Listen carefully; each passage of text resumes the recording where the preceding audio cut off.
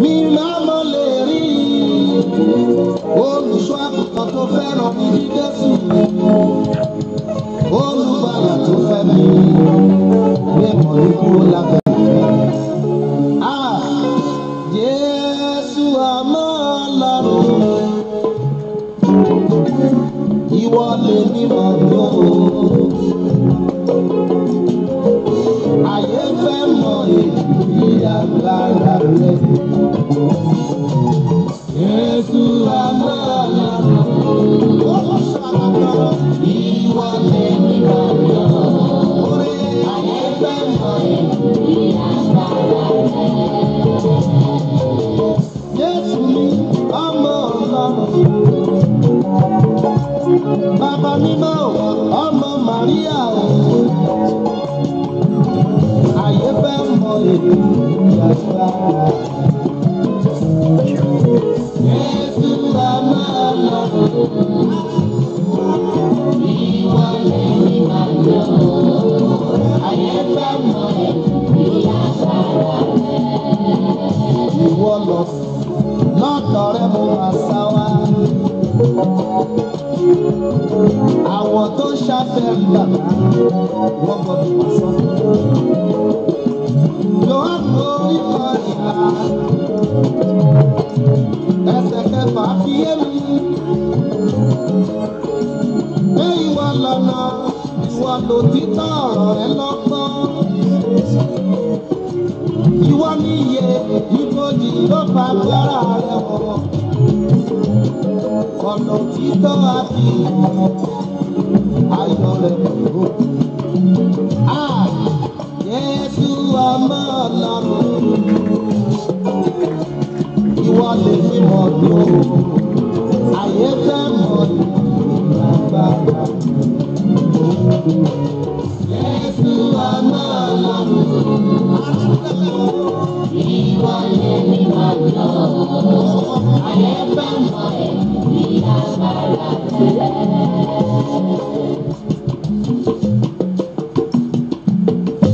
Mi ò rí ọ nígbà tó o wáyé, èmi ò sí níbẹ̀ nígbà àkọ́mọ́jú, mi ò sí lẹ́bàá àbòjì níbi agbẹ́ta ọ̀sìn. Ṣùgbọ́n mo gbàgbọ́ mo gbàgbọ́ nínú agbára náà.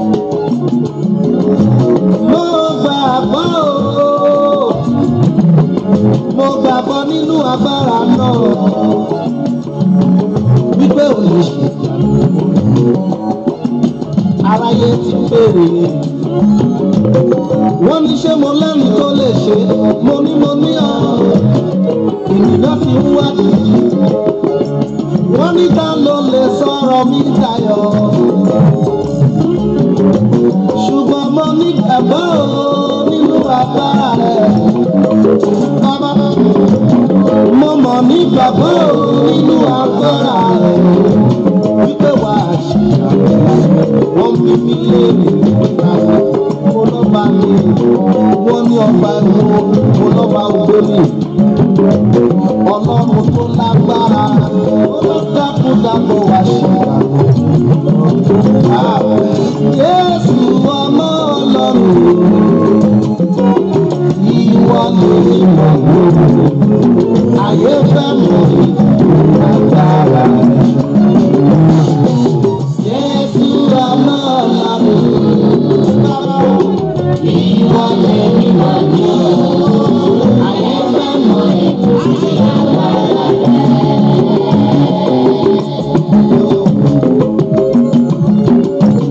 Alábùkún mú mi fún mi.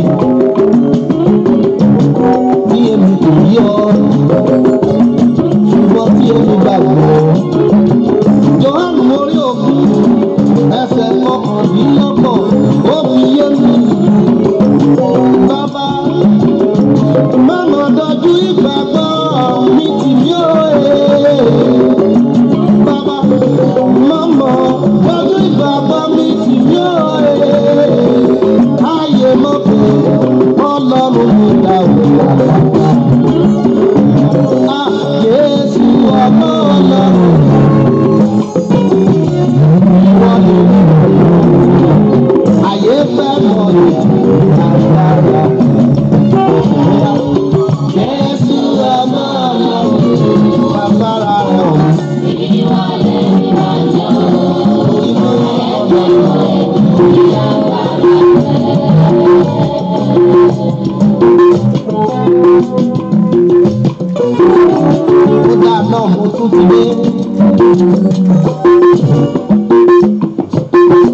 kúṣẹ́kúṣẹ́ tẹ̀gbọ̀rọ̀ mi rò ó. Má dá mi dọ̀rọ̀ kò dá mi dọ̀tọ̀ lọ. Ojú láàrẹ ni ẹ mọ̀ lọ́lọ́run. Ojú láàpọ̀mọ́ ẹ mọ̀ ní bàbá o. Ìwọ ló ń jọ lọ́rùn mi láti ìrọ̀díran tá a máa jọ lọ́rùn mi lọ síbẹ̀ oko. Ìwọ ló ń jẹ́ bàbá mi láti ìrọ̀díran máa jẹ́ bàbá mi lọ síbẹ̀ oko. Kójú máa fi mí o, káyé máa yọ̀ mí o, kémi lè máa mọ̀ ìwọ lọ́lọ́run. Olúwa o, bóun o, máa dábì ká wáyé. Olúwa o, bóun o, máa dábì ká wáyé. Ní mo lè dá ṣe lẹ́yìn rẹ̀ wọ́n lọ́rùn. Ní mo lè dá ṣe lẹ́yìn rẹ̀ wà lágbára. Ṣebí rẹ̀ ló dá mi, ṣebí rẹ̀ ló tọ́ mi, ṣebí rẹ̀ ló lò mí fún ògbó ìdẹ́ta mi. Ọmọdé ni mí mi ò dá nǹkan kan lọ. Kí ni mo lè dá ṣe? Ẹ̀rà sóhun mo lè dá ṣe. Báwo ni mo ṣe lè dá rìn? Àbíjú ayé ìjà. Ọlọ́run òun yóò máa dá mi lára ayé.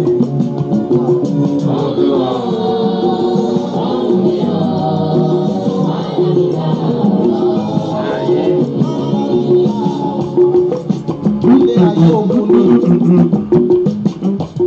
àárín ilẹ̀ inú bẹ́lẹ̀ ṣe. Bẹ́ẹ̀ni. Ayé ẹ̀sùn Inú bẹ́lẹ́rọ. Ọba kìsà inú ń bá láṣọ. Ọlá máa gbégbá onílé ayé. Bẹ́ẹ̀ni, àbí tá a bá mọ̀ lọ́lọ́run.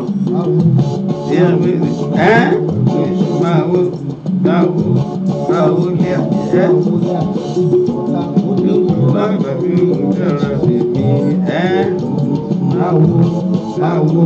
Máa wo lé wọn.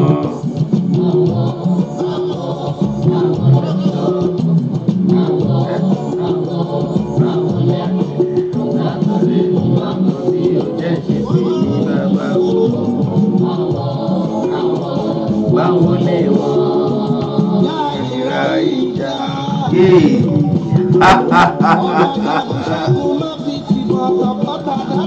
tọ́pẹ́ ṣe bẹ́ẹ̀ ni ọba tó tó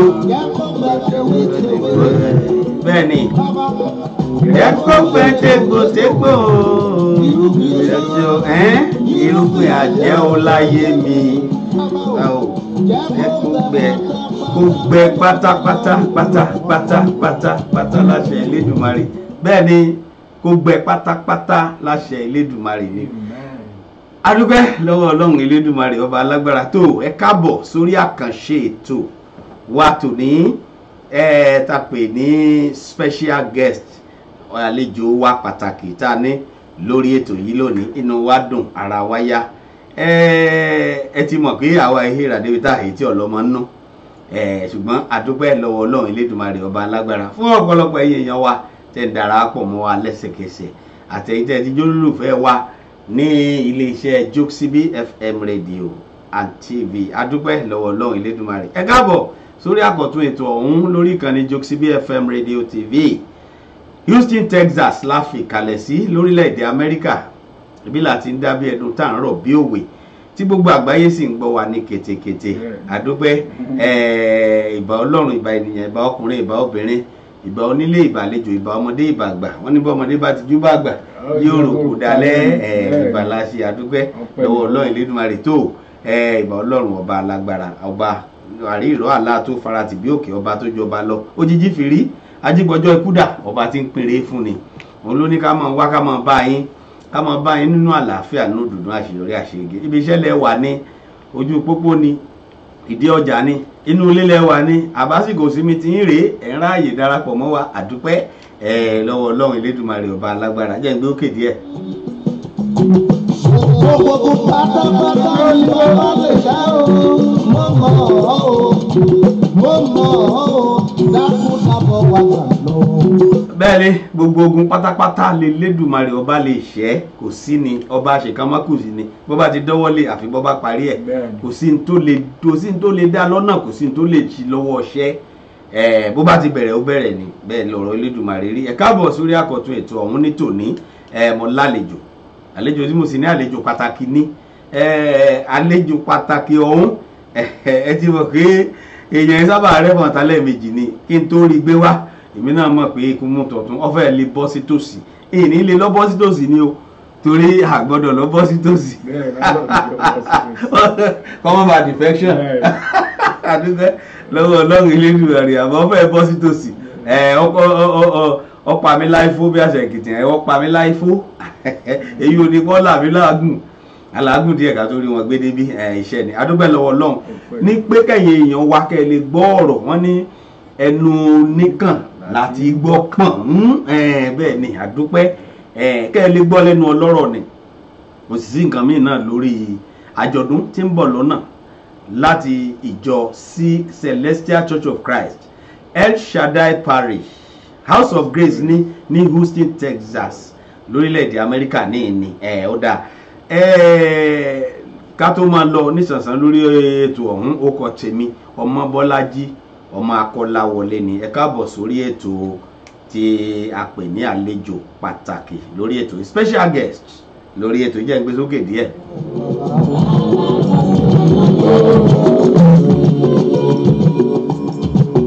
Bàbá o, mo ń wojú rẹ̀ dáàbò ọ̀rọ̀ mi sú ọ̀tá mi lójú. Àtẹ̀mí náà o, Ọlọ́run Elédùmarè fọ̀rọ̀ èmi náà sọ́tà mi lójú o. Àtẹ̀yìn náà superior. Àdúpẹ́ lọ́wọ́ Ọlọ́run Elédùmarè. Tó àlejò mi tò ní àlejò pàtàkì ni. Àwọn náà ni olùṣọ́ àgùntàn ti ìjọ Celestial Church of Christ El Shaddai Parish House of Grace ti Houston, Texas ní orúkọ tiwọn Superior Evangelist Prophet Tèmítọ́pẹ́ Akíntadé. Ẹ mọ̀ káàbọ̀ sórí ètò wa. Ẹ ṣeun olóòtú. Ẹ bá gbọ́ sókè o, tó láwọn èèyàn wa wọ́n máa fẹ́ kí wọ́n gbóhùn yín ní kétékété. Ẹ ṣeun olóòtú. Inú mi dùn, ara mi yá. Àwọn ọdún ṣe o. Àmín. Àkókò àlẹ̀mọ́ ọdún abẹ́rẹ́. Àdúpẹ́. Kí gbogbo àwọn ará ilé náà tó ń wò wá. Ẹ ṣe púpọ̀, ọkàn wa balẹ̀. Àdúpẹ́. Jẹ́ ń wá sọ pé ìwọ̀n báyìí tèmi mọ̀ ló kọ ti yín nù. Ẹ wá bá mi dá orúkọ yín ní kíkún pẹ̀lú àwọn oyè yẹn ní ìkọ̀ọ̀kan àti pé ìlú bola bí yín. Olúwa ni olóyè. Olúwa ni olóyè. Ọ̀rọ̀ sì ló ń fi ní joyè ló ń gbé ní ga. Bẹ́ẹ̀ni. Àkókò ìgbéga sì la wà pẹ̀lú. Bẹ́ẹ̀ni, àkókò ìgbéga ni. Àdúpẹ́. Orúkọ ti èmi. Bẹ́ẹ̀ni. Òun ni wòlíì Ọlọ́run Tèmítọ́pẹ́ Akíntadé. Èyí tí àwọn kan wọ́n ń pè ní Nàìjíríà ní Bónájì. Èyí ni àpáta ọ̀rọ̀, nítorí pé ọ̀rọ̀ la fi pinnu ohun gbogbo. Ibi tí ọ̀rọ̀ bá sì ti wà, ikú yóò ṣègbé, àìní yóò ṣègbé, wàhálà yóò ṣègbé, àìsàn yóò ṣègbé. Èyí ni kọ́kọ́rọ́ ọ̀rọ̀. So Ọlọ́run ọ̀rọ̀ yóò máa fún yín lọ́rọ̀ sọ, yóò máa fáwa náà lọ́rọ̀ sọ. Ọ̀rọ̀ ló ń ṣe ìpèsè, nínú ìpèsè àjọ̀dún táwa ọ̀rọ̀ yóò mú ìpèsè wá. So orúkọ mi ni Tèmítọ́pẹ́ Akíntadé, wòlíì Superior Evangelist ní ìjọ Celestial Church of Christ ti El Shaddai House of Grace ní Houston níbí ní 782 Highway 6 ibẹ̀ la fi kalẹ̀ sí, tí Ọlọ́run ti ń dára, tí Ọlọ́run ti ń ṣe ìyanu.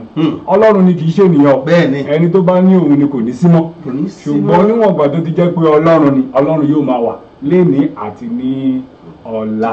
So èyí ni orúkọ ti èmi. Ẹ ṣé púpọ̀ láti gbà mí lálejò. Ó dà, ọmọ ìlú bo ni yín ká lè mọ bí ẹ ti wá. Nígbà míì ọmọ ìlú yín mi wo ìbá ẹ kò mọ̀ pé ìlú náà ti wá o. Lágbára àwọn ọmọ tẹ̀ wọ́n rò pé bí ayíbò ni mí. Ọmọ ìjọba ọ̀run ni mí. Ṣùgbọ́n ní ti ayé ọmọ Ọ̀ṣun State, ọmọ Ifẹ̀ ni mí.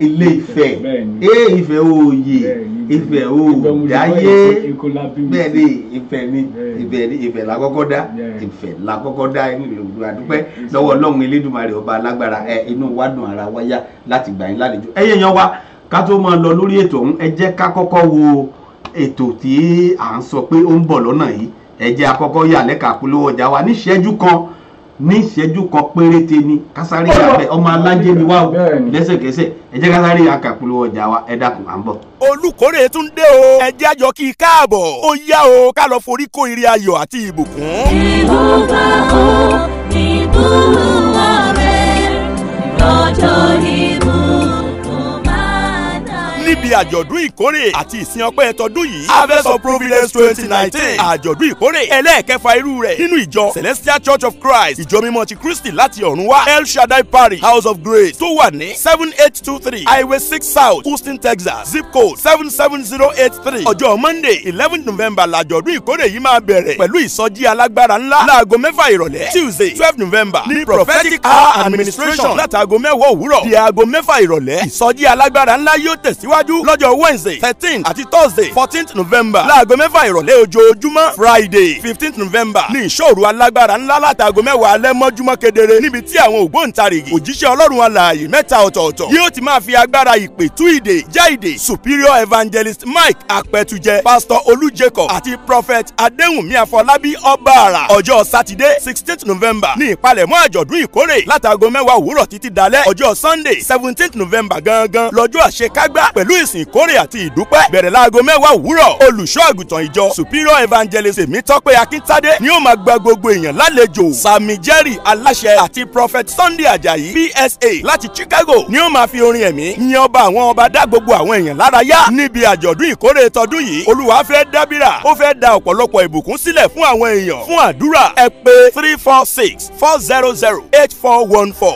lẹ́ẹ̀kan sí 346-400-8414 olú ìkórè akórè ayọ̀ fún gbogbo wa o. tó ẹ káàbọ̀ padà sórí àkọ́tún ètò wa tá a pè ní àlejò pàtàkì láti kan ní Jokesibi FM Radio TV ní orílẹ̀-èdè Amẹ́ríkà ní ìlà tẹ̀dó sí ìlú Houston Texas láwà àlejò mi bẹ́ẹ̀ tí ń wò wọ́n àwọn náà ní Superior Evangelist Prophet Tèmítọ́pẹ́ Akíntádé àwọn ní Ọlọ́run Olódùmarè fi ṣe olùṣọ́ àgùntàn fún ìjọ Celestial Church of Christ El Shaddai Parish House of Grace ní Houston Texas ní orílẹ̀-èdè Amẹ́ríkà ní àdúpẹ́ tẹ́ darapọ̀ mọ́ wa bàbá wa ọ̀dà àjọ̀dún tí ń bọ̀ yìí kí lẹ pàkọ́rí ẹ̀ kí lẹ fi sọ àkọ́rí rẹ̀. Ọlọ́run á wà pẹ̀lú wa. Ọlọ́run á wà pẹ̀lú wa lágbára Elédùmarè. àjọ̀dún wa yìí ó jẹ́ ọdún àmìlanka èyí tí ọ̀pọ̀lọpọ̀ èèyàn ti ń ṣèrètí ohun tí Olúwa lè ṣe nínú ohun tí wọ́n gbàgbọ́ pé ó máa ṣe tó dẹ̀ láti ṣe òun la ṣe sọ àkọlé rẹ̀ ní Harvest of Providence àjọ̀dún ìpèsè. Àjọ̀dún ìpèsè. kò ń ṣe nípa ti àṣàrò mú jáde ṣùgbọ́n a wò wípé bí a ti wà nínú agbada àdúrà tá à ń bá Ọlọ́run jíròrò ọ̀run wa kọ sí wa wípé nínú àánú òun fẹ́ ṣí fèrèsé ọ̀run sílẹ̀ nínú òpin ọdún láti pèsè òun bàbá wò ta nísìnyí olóòtú ẹ máa rí pé òjò ń rọ̀. bẹ́ẹ̀ni ó ń dá rẹpẹtẹ. nítorí pé òjò ìbùkún ni orin wa kan ló ní òjò ìbùkún yóò sì rọ̀ èyí ní lérí Olúwa a ó sì nítura dùndùn sọ Ọlọ́run ti ṣe tán láti pèsè ní gbogbo ibi tí a ti ń wà nínú èyí tí ń ṣe ògo ti ọdún yìí òun la ṣe pè ní àjọ̀dún ìpèsè lanka Harvest of Providence. àjọ̀dún ìpèsè kàǹkà ní gbogbo ọ̀nà pátá lọ́lọ́run ti fẹ́ pèsè fún wa lábẹ́ bó ti wù kó rí. lábẹ́ àkóso bó ti wù kó rí. ṣé ọmọ ni o ṣé àwọn tó ń wá iṣẹ́ ni o ṣé ń tó ń wá aya ni o ṣé ń tó ń wá ọkọ ni o àbí àlàáfíà àbí owó ni o àbí ìwé ìgbélú àbí físà sí Amẹ́ríkà sí ìlúkílù tó bá wù ẹ́ láti lọ. Ọlọ́run ọdún tí à ń lọ yìí olóòtú ọdún tí a ń lọ yìí ọ̀run fẹ́ dábìrà àwọn màlẹ́kà tó fẹ́ bá ọdún yẹn ṣiṣẹ́ ọdún bíi 10 bíi 20 ọdún ni wọ́n ti ṣiṣẹ́ kẹ́yìn wọ́n jókòó sí ọ̀run wá ní nínú ọdún tó ń bọ̀ àwọn ló máa kó ìbùkún ọdún tó ń bọ̀ wá àwọn ènìyàn ò ní ṣe púpọ̀ kí wọ́n tó rí ohun tó ń fẹ́ ṣùgbọ́n wọ́n kọ́dọ̀ kọ́kọ́ gbìn fún olúwa òun ní ti ìkórè a lè lọ lórí yẹn nítorí pé ẹni tó bá ti gbìn òun ló máa ká ọdún tó à ń lọ 2020 yẹn gangan ni ọdún ìkórè ní so ọdún ẹ̀gbìn ẹ̀ lélẹ́yìí sowing and reaping bẹ́ẹ̀ ló ṣe rí ká kọ́kọ́ gbìn a máa gbìn ká lè bá àkórè ìgbóni rí gan ni. àdúpẹ́ inú mi dùn ara mi yá àdúpẹ́ lọ́wọ́ Ọlọ́run Elédùmarè ọba alágbára ó lẹ́gbọ́n èèyàn wa ọdún ìkórè ó ń bọ̀ ọdún yìí tá a wà yìí ọdún ìpèsè bọ́lá ti ń pèsè fún ọ ọdún tó gbìn nínú ìpèsè tọ́lọ́run fún ọ yìí tí wọ́n náà máa gbìn wọ́n ní bẹ́ẹ̀ èèyàn ò bá gbìn ò lè ká àbí mo bá sì gbìn lọ́ọ̀ká òun ní kórè wà fún. ẹ̀hún lè yan o lè gbàdúgbọ́sà kó o ẹ̀fọ́ ní tó bá gbìn lọ́ máa ká bó bá dẹ̀ ṣe wá gbìn kàǹkà sí bẹ́ẹ̀ náà lọ́ọ́ ṣe kákàǹkà. olódodo ni Olúwa. àdúpẹ́ lọ́wọ́ Ọlọ́run Elédùmarè. ó sọ nínú ẹsẹ̀ kan níbẹ̀ ó ní sow to yourself righteously you will reap a mercy. ó ní ẹ gbìn nínú òtítọ́ àti òdodo ó ní àrídájú ẹ̀yin yóò ká ní ọ̀pọ̀ àánú ní gbogbo nǹkan tí ẹ̀dá dẹ̀ fẹ́ fi ṣèpín ògo àánú ló nílò. Ọlọ́run láìsí àánú kò sí ògo ológo sì ni Olúwa. ó ní ẹ wá ó ní mo wo wá mo wo ọ̀wọ̀ ó ní ta ló tó pín ògo mi kò sí ṣùgbọ́n àánú ló fi ń dá ògo láre. sọ ẹ jẹ́ ká ṣe ti Olúwa àkókò àti ṣe ti Olúwa rẹ̀ láṣẹ wà lórí afẹ́fẹ́ fún ẹni tó bá rí àyè ẹni tó bá lè wáyè láti wá gbè láti kórè.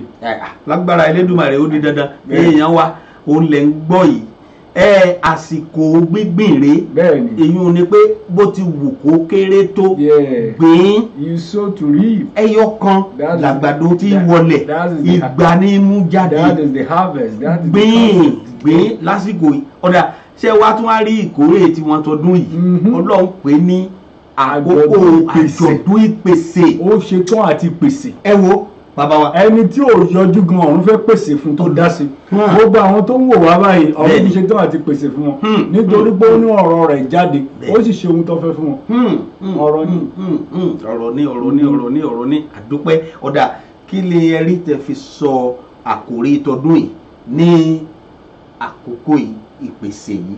God bless you, sir. I said it when we are in the midst of prayer. À ń gbàdúrà ni ìjọ wa ìjọ ẹ̀mí ni. Àwọn ìgbìmọ̀ ìkórè tiẹ̀ ti yọ mí lẹ́nu sọ́sà kan wípé earlier the preparation better the arrangement.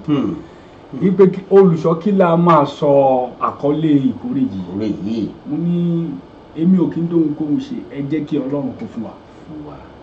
Àwa wà ní àárín ìjọ à ń gbàdúrà.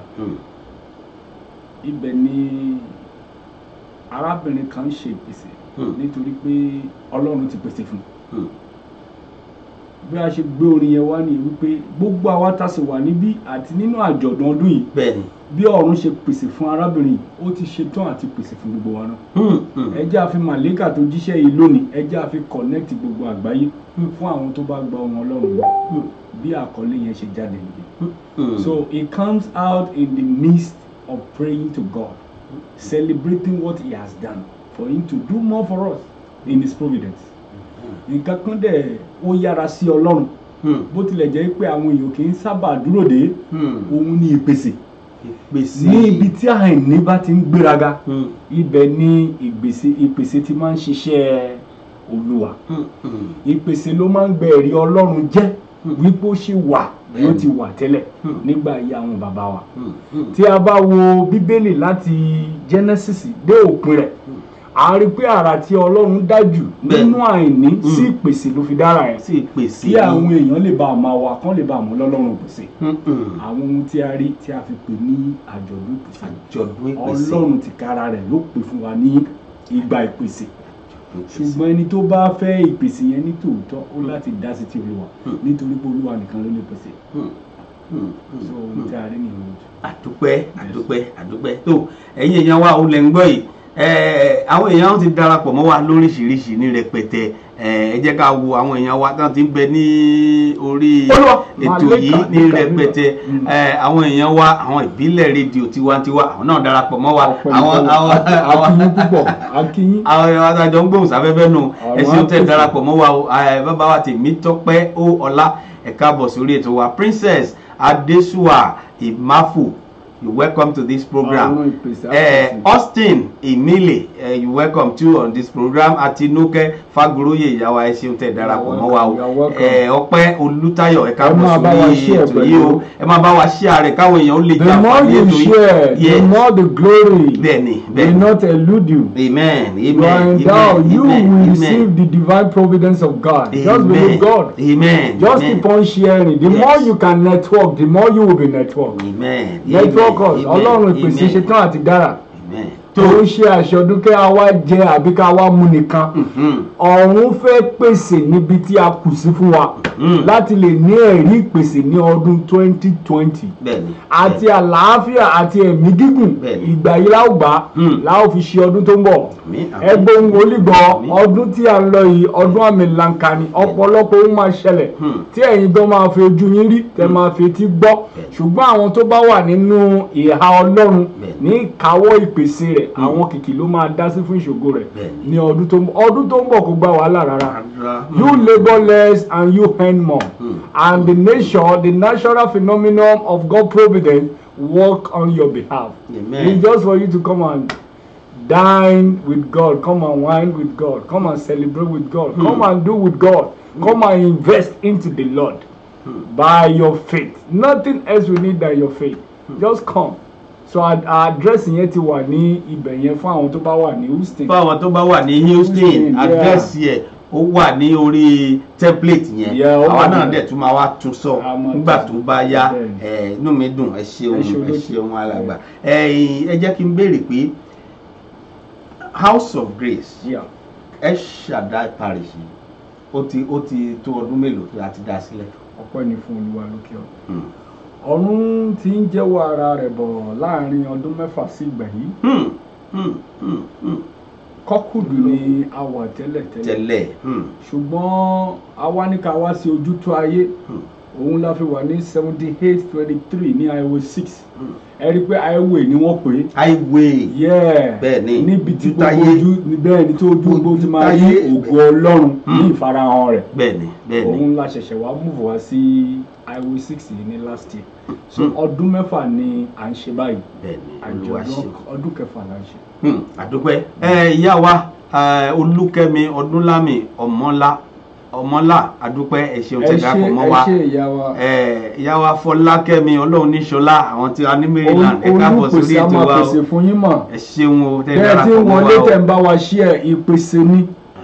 Ọ̀run á sì máa pèsè á máa fi ẹ̀tọ́ yín lé yín lọ́wọ́ nínú ọdún yìí. Gbogbo àwọn tẹ́ tí ń ṣe àfẹ́rí fún ọdún tó ti pẹ́ àsìkò ti tó ọ̀run ìyọ̀ǹda yóò máa yọ̀ǹda fún yín báyìí. Àmín Elédùmarè. Ní gbogbo ibikíbi tí ẹ ti ń wojú Olúwa àsìkò ti tó.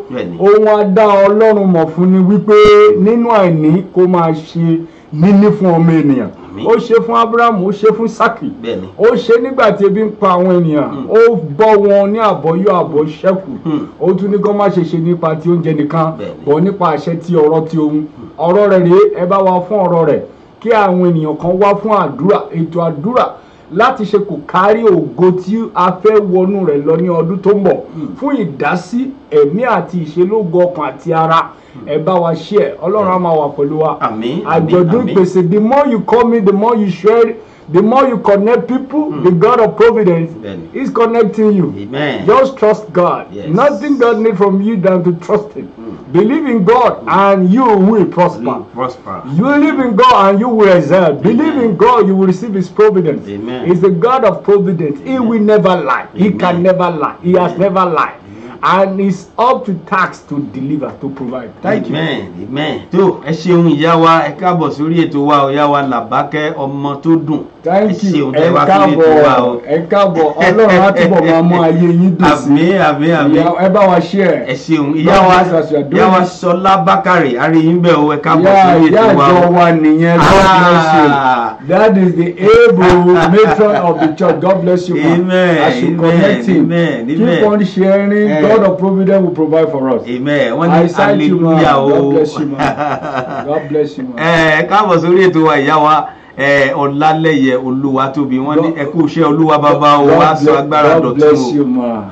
It's well with your soul ma. Amen. Ní gbogbo bí tí ẹ ti ń wá ògo yẹn kó darapọ̀ mọ́ ògo yín. Àmín àmín àmín. Ẹ ó rí ògo ọdún àti tọdún tó ń bọ̀ àti gbogbo ìgbésí ayé yín lò. Àmín Elédùmarè tó ìyá wa Ayaba Manua ẹ káàbọ̀ sórí ètò wa o. God bless you ma. Hey, I welcome you my friend, my beloved friend, Master Denon. Welcome to this program. I appreciate you, Master. Thank you so much for joining this program. You are awesome. You are blessed. Amen. Atunki yìí bàbá wa Lord K Fafowura. God bless you, sir. God bless you, sir. Bàbá wa Lukman Azeez Adédàpọ̀ àríyìnbẹ̀ o. Legacy Hafiz àríyìnbẹ̀ ṣeun tẹ́ darapọ̀ mọ́ wa o. It is well with your soul. And Prince Rasheed Karim Olúṣọlá ṣeun tẹ́ darapọ̀ mọ́ wa. God of providence will bless you. Amen. Amen. Bàbá wa àwọn èèyàn wa láti pè wá sórí ètò yìí Superior Joseph Olówóyọ JP wọn làwọn náà ń kí yín o. God bless you, sir. The Lord of providence ní gbogbo bí tí ẹ ti ń retí Olúwa ẹ ó bá pàdé bí Abrahamu. Àmín àmín. Ẹ̀yin èèyàn wa láti pè sórí ètò yìí ẹ lè pè wá láti bá wòlíì sọ̀rọ̀ láti kí wọn kú iṣẹ́ àbí láti béèrè fún àdúrà fún yín lórí ètò yìí àyè rẹ̀ yọ ẹ pè sí orí 346 303 2955 346 303 2955 ẹ tún lè pèsè ojú òpó kejì tó wọnú kuluta wà 346 400 98 21. ní private line ẹ jẹ́ ká fún wọn ní 823.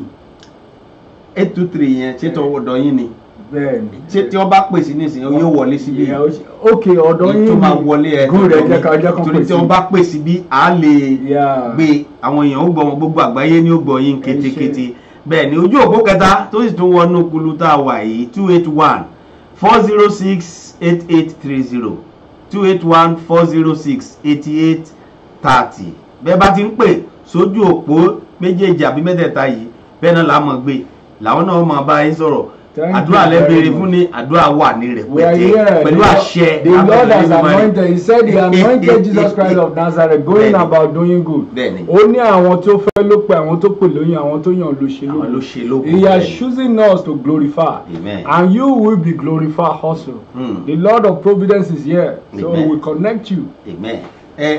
Gẹ́gẹ́ bá a ti gbọ́ ní orí ìpolówó ọjà lẹ́ẹ̀kan bóyá kí n tún nà sáfẹ́fẹ́ káwọn èèyàn wa tún lè gbọ́ ń pa ẹ̀ níṣẹ́jú kan kásáré wa padà sórí ẹ̀ torí mo fẹ́ béèrè pé gbogbo ọjọ́ lẹ mú láti Monday o káwa wo iṣẹ́ Elédùmarè ká wo tọ́lọ́ tó ti ṣe tán àti dá lára nínú àjọ̀dún ẹ dákun ẹ̀yin yẹn wá já sáré lọ gbọ́ mò ń bọ̀. Olùkórè tún dé o ẹ jẹ́ àjọ kí i káàbọ̀ ó yá o ká lọ forí kó ire ayọ̀ àti ìbùkún. Jèhófà ó ìbùwọ̀ rẹ̀ lọ́jọ́ ìbùkún máa dá. Níbi àjọ̀dún ìkórè àti ìsìn ọpẹ́ tọdún yìí Harvest of Providence 2019 àjọ̀dún ìkórè ẹlẹ́ẹ̀kẹfà irú rẹ̀ nínú ìjọ Celestial Church of Christ ìjọ mímọ́ ti Kristi láti ọ̀run wá El Shaddai Parish House of Grace tó wà ní 7823 Highway 6 South Houston Texas zip code 77083 ọjọ́ Monday 11 November làjọ̀dún ìkórè yìí máa bẹ̀rẹ̀ pẹ̀lú ìsọjí alágbára ńlá láago 6 ìrọ̀lẹ́ Tuesday 12 November ní Prophetic Hour Administration látàgò 10 òwúrọ̀ di aago 6 ìrọ̀lẹ́ ìsọjí alágbára ńlá yóò tẹ̀síwájú lọ́jọ́ Wednesday 13 àti Thursday 14 November láago 6 ìrọ̀lẹ́ ojoojúmọ́ Friday 15 November ní ìṣòro alágbára ńlá látàgò 10 alẹ́ mọ́júmọ́ kedere níbi tí àwọn ògbóǹtarìgì òjíṣẹ́ Ọlọ́run alààyè mẹ́ta ọ̀tọ̀ọ̀tọ̀ yóò ti máa fi agbára ìpè tú ìdè já ìdè Superior Evangelist Mike Apẹtujẹ Pastor Olú Jacob àti Prophet Adéhùnmí Afọlábí Ọbaàrà ọjọ́ Saturday 16 November ní ìpalẹ̀mọ́ àjọ̀dún ìkórè látàgò 10 òwúrọ̀ títí dalẹ́ ọjọ́ Sunday 17 November gangan lọ́jọ́ àṣekágbá pẹ̀lú ìsìn ìkórè àti ìdúpẹ́ bẹ̀rẹ̀ láago 10 òwúrọ̀ olùṣọ́ àgùntàn ìjọ Superior Evangelist Tèmítọ́pẹ́ Akíntádé ni ó máa gba gbogbo èèyàn lálejò Sami Jerry aláṣẹ àti Prophet Sunday Ajayi PSA láti Chicago ni ó máa fi orin ẹ̀mí yin ọba àwọn ọba dá gbogbo àwọn èèyàn lára yá níbi àjọ̀dún ìkórè tọdún yìí Olúwa fẹ́ dábìrà ó fẹ́ da ọ̀pọ̀lọpọ̀ ìbùkún sílẹ̀ fún àwọn èèyàn fún àdúrà ẹ pè 346 400 8414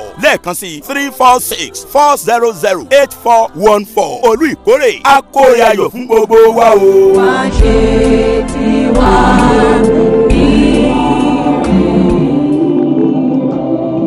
tó ẹ káàbọ̀ padà sí orí ètò wa tá a pè ní àlejò pàtàkì special guest ní orí ètò wa láti orí Joksibi FM radio Houston Texas la fi kalẹ̀ sí lórílẹ̀‐èdè Amẹ́ríkà. Àlejò mi tòní àwọn náà ni bàbá wa Superior Evangelist Prophet Tèmítọ́pẹ́ Akíntádé. Àwọn Ọlọ́run fi ṣe olùṣọ́ àgùntàn ìjọ CCC Celestial Church of Christ El Shaddai Parish ti House of Grace ní Houston Texas lórílẹ̀‐èdè Amẹ́ríkà ní ẹkú àtótónu látàárọ̀ bàbá wa. Ẹni ọ̀sẹ̀ tí a mú fún àjọ̀dún yìí bẹ̀rẹ̀ láti ọjọ́ Monday títí díjọ́ Sunday ni iṣẹ́ ìyanu ti bẹ̀rẹ̀ sí í ṣẹlẹ̀. Àkòrí ti wá bẹ̀rẹ̀, ìsọjí bẹ̀rẹ̀ láti jọ́ Wednesday, ó bẹ̀rẹ̀ ní Thursday, tó bá tún di Friday ẹ fi ṣòwò parí ẹ̀. Ọ̀dà kí ni kárí tí ń jọ Wednesday? Bẹ́ẹ̀ bí Olúwa ti ń bẹ tí ọ̀run rẹ̀. Tọ́lá náà gbọ́dọ̀ darapọ̀ mọ́ yín o. We call it the voyage of mercy. Olóòtú gẹ́gẹ́ bí mo ti sọ lẹ́ẹ̀kan wípé àánú Ọlọ́run ló máa ń tukọ̀ ògo Ọlọ́run sínú ayé ẹ̀dá. Nínú ògo wọn àánú dẹ̀ ní pèsè ń bẹ. So òun la ṣe pé ti ọjọ́ Wednesday ní 9 o'clock ní àárọ̀ la fi sí, ṣùgbọ́n àwọn ẹlòmíì wọ́n lè máa ti ra yín nítorí àwọn tó lọ síbi iṣẹ́. A ṣe máa wà ń bẹ̀ túra nítorí pé voyage of mercy la pé ìrìn àjò àánú, ìrìn àjò Olúwa ó sì lọ títí ni nínú ìṣògo ìpèsè náà dẹ̀ ni. Ẹ máa gbogbo àwọn tí Ọlọ́run pèsè fún nínú Bible, all those God the Lord has provide for one way or the other. He journey with them, he voyage with them. So it took some time, it took stage and level and time. It took commitment, devotion. It took a lot of sacrifice for the Lord to really provide for them, which is a divine. Ìpèsè ọmọ ènìyàn ó lè la ìgbéraga lọ́wọ́, ó lè la ẹ̀gàn lọ, ó sì lè la ìrègùn lọ, ṣùgbọ́n ìpèsè Ọlọ́run is divine. The providence of God is totally divine, so he needs a commitment. Gẹ́gẹ́ bí ọ̀rọ̀ tí ẹ béèrè, òun ni a ṣe mú wípé a fẹ́ bọ́ Ọlọ́run rìn láti Sunday yẹn títí wọ Sunday mìíràn. A máa wá takú sí lọ́rùn wípé ó ti pàṣẹ, ọ̀rọ̀ ti jáde. Ó ní where there is vision, there is always a provision. So ìrẹ́ ló sọ fún wa wípé o láti pèsè fún wa. À ń retí ohun ẹ̀rí ìpèsè báyìí. Àwa ti ṣetán láti fi ọkàn wa, láti fi ayé wa bọ̀wọ̀ fún ọ, láti fi béèrè ní gbogbo ọ̀nà tí a ti nílò èyí tí ń ṣe ìpèsè ògo rẹ̀. Ibẹ̀ ni àwọn àkókò yẹn ti jáde. Ní ọjọ́ Monday revival wà. Bẹ́ẹ̀ ni bí Bible class, bí ká fi ọ̀rọ̀ yíra wa tí a lè sọ tán lórí bẹ́ẹ̀ ni ká yànnàná ọ̀rọ̀, ká fi ọ̀rọ̀ àti pé ètò àdúrà fún ẹni tó bá fẹ́. Àgàgà àwọn tó wà nílùú Amẹ́ríkà, ẹlòmíì ogun ìdílé bàbá àti ìdílé ìyá wọ́n padà export ẹ̀ padà sí ní ìlú yìí láti má jẹ́ kí ó lè rí ògo ìlú yìí lò. Ó wá ti fi ara sin, ṣùgbọ́n nínú àwọn ìdàpọ̀ eré ìje ìpèsè yìí ọ̀run ṣe tán àti pèsè ohun tó nílò fún ọ. Ṣé ọkọ ni, ṣé ọmọ ni, ṣé ìwé ìgbélu ni, ṣé ìwé ìrìnnà ni. Ibi tó ẹlòmíì ìwé ìrìnnà rẹ̀ ó ti há fún bí 20 years, ẹlòmíì 10 years, ẹlòmíì 5 years. Ọ̀run ṣe tán láti release ẹ̀. Bí Ọlọ́run ti ń bẹ tẹ́mi rẹ̀ ń bẹ. Mo sọ fún yín pé akọmọ̀nà yìí kò dédé wá. Ọ̀run ìpèsè ẹnìkan tó ṣe fún, inú ẹ̀ lè sọ pé kò ń ṣe ẹnìkan tó ń fẹ́ ṣe fún lélẹ̀. Gbogbo ẹni tó bá ti connect láṣẹ wá sórí afẹ́fẹ́, gbogbo ẹni tó bá ti connect eré ìje yìí, òun máa pèsè fún wọn lọ́nà ìyanu.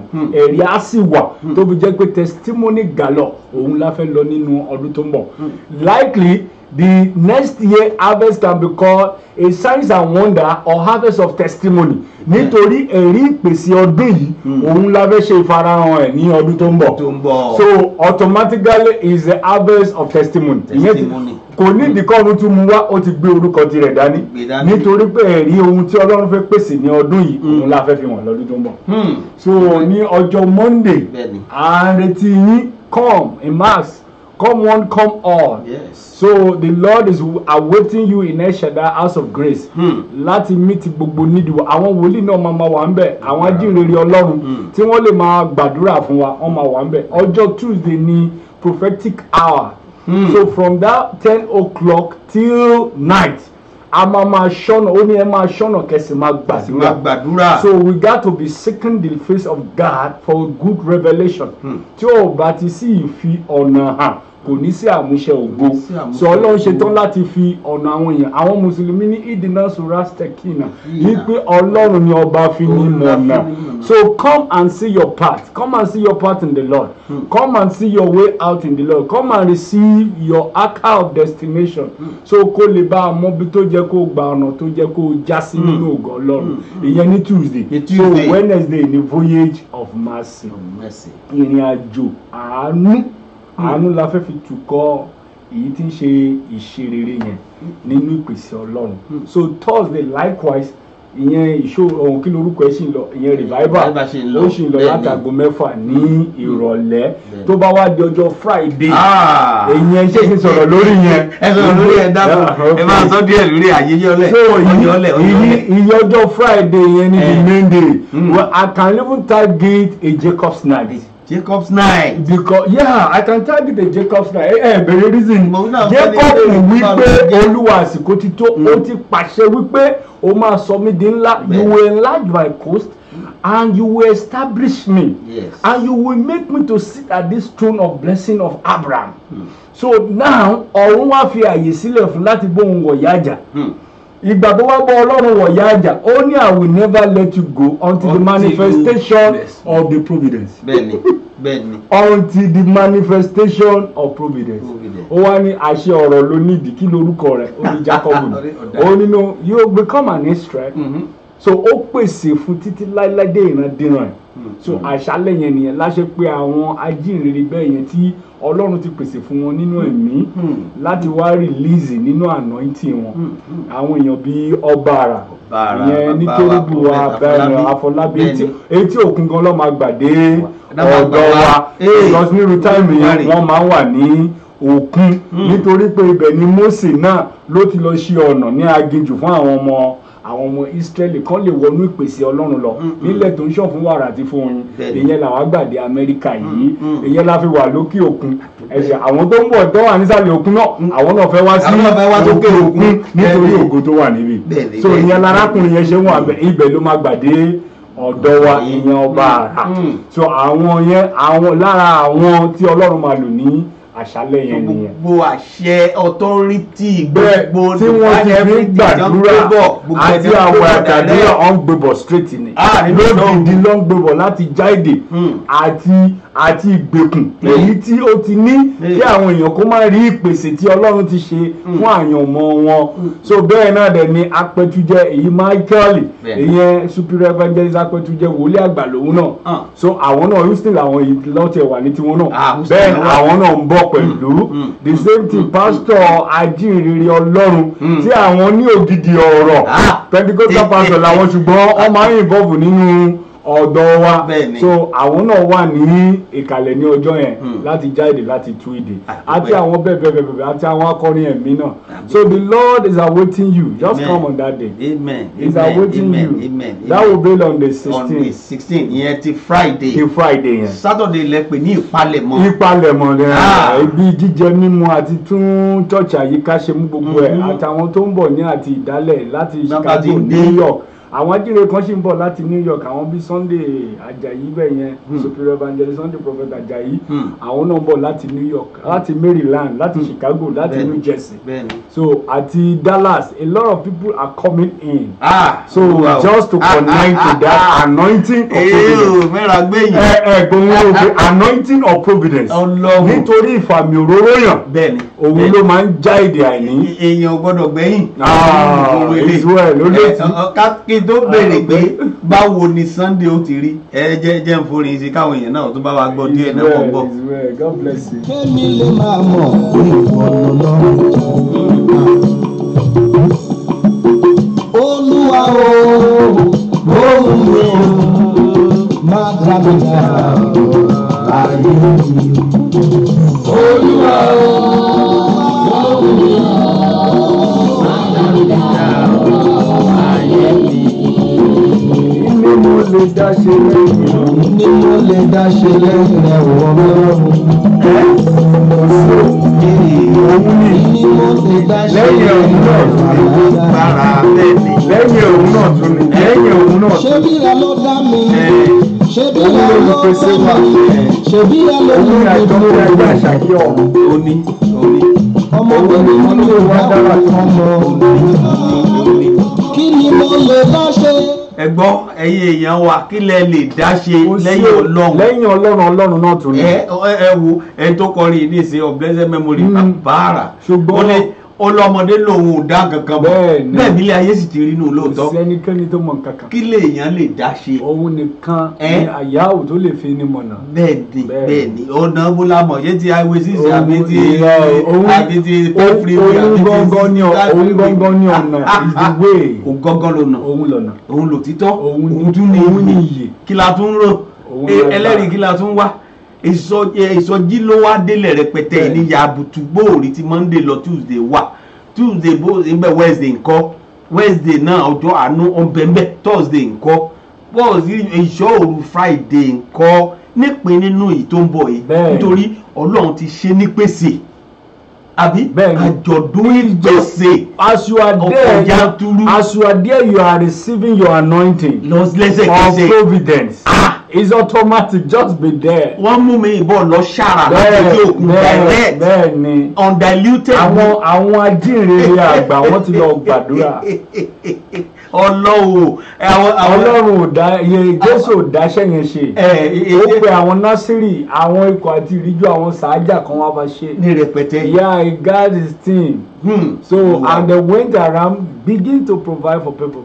dúpẹ́. Ẹ gbọ́ nígbà tó ń dé èyí tí ń ṣe ìgbéyàwó ẹ̀ ọ ní ìyá ẹ̀ ní ẹ lọ bá ohun tó bá ti sọ tó bá fún ní kẹ́ ṣe ẹ òun ṣe. ó ní ẹ lọ gbé omi wá ó lè padà ó ṣe ìpèsè níbẹ̀ Ha! nígbà tó dé etí òkun tá à ń sọ yìí bákan náà Bẹ́ẹ̀ni. ó ní ó fẹ́ jèrè Pétérù ni o ṣùgbọ́n ó mọ̀ pé nípa ìpèsè lòun fi lè Lòun lè jèrè jèrè. so God want to win you totally. Amen. He want to establish you totally. He want to establish your family. He want to establish your business. He want to establish your covenant. He want to establish your destiny. So because you need an establishment tí ìpín bá ti wà èyí tí ń ṣe ìmúṣẹ ìṣògo ìpín ó gbọ́dọ̀ farahàn. So ó sọ fún nítorí pé ìpín ti wà fún Pétérù Bẹ́ẹ̀ni. ó ní jù síbú ju àwọn Ju àwọn ẹ síbú. ó ní Olúwa mi láti àná títí di òní láti ń jù. ó ní ṣùgbọ́n nítorí ọ̀rọ̀ rẹ ṣùgbọ́n nítorí ọ̀rọ̀ rẹ so because of the word of God you come don't come because of me Tèmítọ́pẹ́ Akíntádé now No. you will not see me you will see Jesus Amen. so come because of the word of providence ó ní jùsí ní ẹsẹ̀kẹsẹ̀ níbo ni ẹja ti wá olóòtú àtọ̀dọ̀ Ọlọ́run ẹgbọ́n tí sọ ni ó ní àti ọ̀run Bẹ́ẹ̀ni. ẹja ti wá sáyé Ẹja ti wá sílé ayé. ó ní ọ̀run ni ẹja ti wá sáyé Bẹ́ẹ̀ni. the sky rain fish Amen. and he said I will make you the fishers of men àtìgbà yẹn ni arákùnrin yẹn ti bọ̀wọ̀ fún yín pé ẹni tó pèsè yìí kò síbi tí ò ti lè pèsè ó tún padà béèrè lọ́wọ́ ẹ pé a ti fàyà sílẹ̀ afọmọ sílẹ̀ àti ń tẹ̀lé ẹ ó ní ìpèsè yìí kò ń ṣe ayé yìí nìkan o mo tún lọ sọ́dọ̀ bàbá mi lọ́run I will make a throne for you there I will make a space for you there màá tún pèsè ṣe rí pé ìpèsè ò dálé pé oúnjẹ nìkan kò dálé ẹja nìkan kò dálé búrẹ́dì nìkan ó pèsè búrẹ́dì àtẹja fáwọn ọ̀kan àtàkàrà ó tún pèsè ẹja fún Pétérù ó wá nínú I'm going to my father's place to make a place there if not so I could have not come to you to come and tell you so Ọlọ́run tó fẹ́ fi ìfàyè gbà fún obìnrin tí kò lọ́kàn ìfàyè gbà fún ọkùnrin tí ò láyà ìfàyè gbà fún ẹni tó wà ìwé ìgbélu ní Amẹ́ríkà èyí tí a ti jókòó ní ìwé ìgbélu ẹ̀ ọ̀run fẹ́ ṣí wọ́n ní èyí tí ń ṣe arábìnrin kan ìyẹn nígbà tó ń lé Jacob Lábánì wọ́n ní ọmọ ẹ̀ sì jókòó lé ògo ó jókòó lé ògo Lábánì mọ́lẹ̀ àfìgbà tí a padà ṣí nídìí so tí a bá ṣí ẹni nídìí a lè rí ògo yẹn lò so ní gbogbo ibi tí a ti jókòó lé ògo wa ọ̀run fẹ́ ṣí wọn nídìí mbẹ̀ o lè rí ògo ìpèsè rẹ lò the Lord is with you just come. Amen. Ẹ ṣeun o àríyìn bẹ̀ tẹ́ darapọ̀ mọ́ wa ẹ̀yà wa Adébísí Àgbẹ̀dẹ àríyìn bẹ̀ bá wa Lámídé Ṣóbándé ẹ ṣeun alàgbà tẹ́ darapọ̀ mọ́ wa o quality. God bless you. The God of providence will provide for you. Bẹ́ẹ̀ni bàbá Rasheed Ajíbọ́lá Ṣónẹ́yẹ ẹ ṣeun tẹ́ darapọ̀ mọ́ wa bàbá wa Akíngbẹ̀yìn Olúwatọ́lá ẹ káàbọ̀ àríyìn bẹ̀ bàbá wa my prophet evangelist ẹ ṣeun tẹ́ darapọ̀ mọ́ wa bàbá Ebenezer Fashade àríyìn bẹ̀ tẹ́ darapọ̀ mọ́ wa. I cite you sir. bẹ́ẹ̀ni ọ̀gá mi nìyẹn God bless you. Yeah. God bless you sir. àdúgbẹ́ àmàlìyìn bá sà. ẹ ṣeun ìyá wa Olúrántí Margaret Ọlálẹyẹ àríyìn tẹ́ darapọ̀ mọ́ wa ẹ ṣeun tẹ́ darapọ̀ mọ́ wa lórí ètò ọ̀hún lórí ọ̀rọ̀ àjọ̀dún òun náà là ń sọ nípa ẹ̀ lónìí àjọ̀dún ti ìjọ Celestial Church of Christ El Shaddai Parish ní House of Grace. bẹ́ẹ̀ni House of Grace ní Houston Texas lórílẹ̀‐èdè Amẹ́ríkà ní Highway 6. báwo lẹ ṣe fẹ́ sí House of Grace already ilé gangan torí ọ̀fẹ́ kó bill of grace orí ọ̀fẹ́ ìfàyègbà ìfàyègbà ṣe ti rí báwo la ti òun ni a ṣe wá polongo according to ọ̀rọ̀ Ọlọ́run tó tọ̀ Joel wa nínú ìwé Joel kejì 15 ẹsẹ̀ kẹẹ̀ẹ́dógún ó ní Joel nínú ìpèsè mi fún àwọn ọmọ Israeli lọ kéde rẹ̀ blow the trumpet let them know that I am ready to settle them. Amen. To give them the share. Ó sọ ní ẹsẹ̀ yẹn kó tó dé blow it yẹn ó ní ẹ lọ pé gbogbo yín wá make establishment of all your tribes and I will provide for them to the extent they will not be able to sustain it again because it will be too much. àti pọ̀jù. ó ti máa pọ̀jù. so ìjọwọ́ ní kọ́ kí Joel kọ́kọ́ fọ́n fèrè rẹ̀. we are blowing the trumpet of the providence of God to you now. Anywhere you are, connect your faith with us. Yes. And because the Lord has set forth His word, and the word must provide for us. He said this year it is a year of preparation of His manifestation of glory in His providence. Tó bá máa di ọdún tó ń bọ̀, ẹ̀rí ìpèsè Ọlọ́run òun la lọ ń já sí. The next year is just going to be testimony galore. From on the 1st, ẹ lọ kọ sílẹ̀ láti on the 1st January 1st 2020 ẹ rí pé ògo ni ọ ní ogun nínú ogun ni ogun wà. Ogun ló ń ṣe àkóso ogun. Tí ò bá ti sí ogun kò lè sí ogun. A wá fi ṣe ogun àti ogun. Ọ̀run wá fẹ́ mú èyí tí ń ṣe ẹ̀rí jáde nínú ogun. So gbogbo ogun àìní tó ànáni tó ànáni ṣẹ́kù àìrí jẹ àìrí mú. Ọ̀run wá fẹ́ mú ogun rere. Ó ní màtá ọfà títa ó bọ́ sí ọ̀dọ̀ rẹ ní dáradára nítorí pé wọ́n ní ogun rere. So ogun kan ẹ̀rí 2020 ogun ni Yorùbá ń pè ìkejì ogun. So eléyìí a lè pè ní ogun eléyìí ogun wá gbé ogun nì ìyẹn ogun Ọlọ́run ó fẹ́ gbé ogun ayé wa mi. So ẹ̀rí rẹ̀ wá la máa jẹ́ ní ọdún tó ń bọ̀. So come I'm not going to talk empty. I'm talking with a divine authority. I'm talking with the manifestation of His providence. Nítorí pé Ọlọ́run ń dára lára lọ́wọ́ ó ń pèsè lọ́wọ́lọ́wọ́ ó ṣe dára ní pèsè fún wọn náà. God bless you. ẹ ṣe bẹ ṣe wọlé máa bá wa share. bẹ́ẹ̀ni ẹ̀yin yẹn wa ẹ lè béèrè fàdúrà ẹ lè pè fún àdúrà ẹ lè pè láti kí wọn kú iṣẹ́ ẹ sì tún lè pè láti tún béèrè fún kankan àbó míì. ẹ ti mọ̀ pé ọ̀rọ̀ bá ti di ọ̀rọ̀ àjọ̀dún kò sí nǹkan míì dáhùn wá alágbára Elédùmarè àjọ̀dún ayọ̀ l'Ọlọ́run ó ṣe fún wa ìkórè. bẹ́ẹ̀ni nítorí o ti gbìn láti January títí di sin Ọlọ́run sì ti ní kó pàdé òun ní Highway 6. There is no reaping without sowing. So you got to be sowing and pàdé òun ní El Shaddai Parish House of Grace ní Houston Texas. Highway 6 ni wà ẹ bá wọn pàdé bẹ́ẹ̀ bá dẹ̀ ti ń débẹ̀ ẹ ti mọ̀ pé ìpèsè ti rẹ́dì. Ìpèsè ti rẹ́dì is a package. la ṣe pè ní harvest of providence. Ọ̀run ṣetán àti it's just about the word of God. Ìpèsè ní falafala. We are not bragging. It's just what the Lord has said. I'll fulfill according to Joel 2:15. Say blow the trumpet of what I've said. Amen. And I will establish it for anybody that connect and believe in that. So you just believe and come and receive your providence. Ní gbogbo ọ̀nà èmi ò mọ̀nà ṣé ọmọ ni ṣé aya ni ṣé ọkọ ni ṣé ìwé ìgbélu ṣé àlàáfíà ni ṣé ẹ̀mí gígùn ni ṣé ààbò Ọlọ́run ni. You just connect yourself and you will be surely provided for. Amen. It's divine word from the Lord. It's not that we crack a brain to bring out the team. It's the Lord that brought the team for us, that is ready to provide for us. That is why we are here to blow the trumpet for you. Yes. But láìsí wípé agbìn àyíká ó ní kí ẹnikẹ́ni má ṣe tàn yín jẹ nínú ìwé Gálátì 4:keje. Ó ní nítorí pé a lè gan lọ́run. Ó ní nítorí pé ohunkóhun tí ẹ̀dá bá ti gbìn òun gan ni yóò pa. Hosea 10:12 wá wípé sow to yourself righteously and automatically you will reap a mercy. Àánú dẹ̀ la nílò láti ṣògo. Àánú la nílò. Bẹ́ẹ̀ni láṣẹ Elédùmarè. Bàbá máa ṣàánú fún wa. Agbára Jésù ara àdúgbà láṣẹ Ọlọ́run. Ó ní àánú rẹ̀ bàbá láńtọ́rọ́ olùbùkún ayé ráyè rẹ̀ ló bùkún fún ẹyẹ ìwò jọ̀wọ́ wa bùkún wa. Amen. So aláàánú lọ́lọ́run ti ṣetán àti ṣàánú. Bẹ́ẹ̀ni Ọlọ́run ti ṣetán àti ṣàánú. It's not a year of struggling again. Lára. You got to limit your struggling. Amen. Connect to the manifestation of his providence.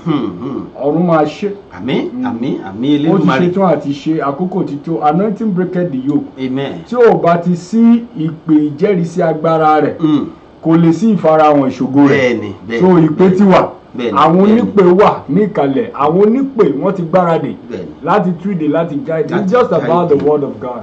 So God bless you. Ẹ máa bá wa share. Connect your people. We thank you as you are coming in. As you are coming in. Ẹ ṣe tẹ́ darapọ̀ mọ́ wa o. We thank you.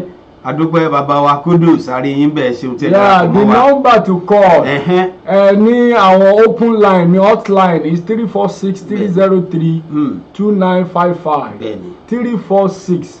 346-303-2955. Day and night, the number is available. Ẹ dẹ̀ lè pè wò nísìnyí. You can try to call. Ẹ bá àgbà sọ̀rọ̀, ẹ fẹ́ àdúrà ni, ẹ fẹ́ ìbùkún ni, ẹ fẹ́ oore ọ̀fẹ́ ni. Àǹfààní wà fún láti di oore ọ̀fẹ́ òun nísìnyí. Ẹ lè pè wọlé nísìnyí. You can call if you need prayer because we are on fire for the providence. By the grace of God. Èmi gan nídìí mo nílò ìpèsè. Ẹ̀yin gan nílò ìpèsè. Bẹ́ẹ̀ni. Kò sí ẹ̀dá kan ló. Even though Buhari ní Nàìjíríà ó nílò ìpèsè. Bàbá wa Trump lọ́wọ́lọ́wọ́ ìsìn ó fẹ́ wọlé ẹlẹ́kejì ìpèsè ló ń wá báyìí ìpèsè fàyè gbà. Orúkọ ìpèsè tiẹ̀ ní ìpèsè fàyè gbà. Amẹ́ríkà lè fàyè gbà òun padà. Ọ̀run sì ló ń fàyè gbà yàn. Ẹni tọ́run bá ti fàyè gbà láyé máa gbà. So ọ̀run á fàyè gbà á. Ìwọ tó ń gbóhùn wa lórí afẹ́fẹ́ mo pàṣẹ sórí afẹ́fẹ́. Ìlárùbí mímọ́ káfàbí ó ní ó rán ọ̀rọ̀ rẹ̀ jáde ó ṣiṣẹ́ ìyanu. Ní gbogbo ibi tí wọ́n ti sọ pé kò sáyè fún olóòrò rí àyè níbẹ̀. Ọlọ́run ìfàyè gbà kó fàyè pèsè gbà ọ́. Ní gbogbo ibi tó ti ṣaláìní tó ti ronú pin wípé ó ti tán pátápátá. Àkókò yìí gangan ni ọ̀run máa ń dé. Àkókò tó bá ti pin fún ẹ̀dá bí ó bá ti pin fẹ́ dẹ Ọlọ́run ò kì í farahàn. Nítorí pé Ọlọ́run pèsè fẹ́ farahàn. Ó yá lọ gba ìtúsílẹ̀. Lọ rí ìfarahàn ìṣògo rẹ. Lọ ṣe rere padà. Ní gbogbo ibi tí a ti kọ́ akọ̀wé rẹ̀ wípé a máa padà pè ọ́.